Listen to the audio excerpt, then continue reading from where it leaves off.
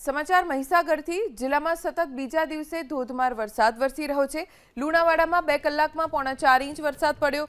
4.5 inch વરસાદથી લુણાવાડામાં પાણી ભરાઈ ગયા।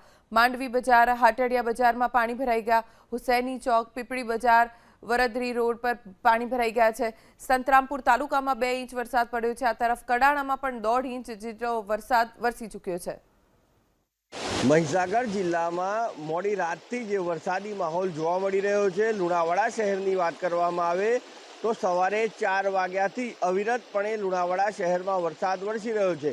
કેમેરામેનને કહીશ કે આપને દ્રશ્ય બતાવશે। લુણાવાડા શહેરનો આ હુસેની ચોક વિસ્તાર જોઈ શકાય છે કે અહીંયા પાણીનો તેજ પ્રવાહ ચારે તરફે જોવા મળી રહ્યો છે।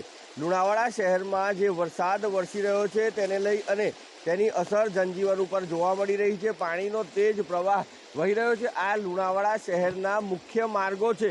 મુખ્ય માર્ગો ઉપર જ જાણે કે નદીઓ વહેતી હોય તેવા દ્રશ્યો જોવા મળી રહ્યા છે।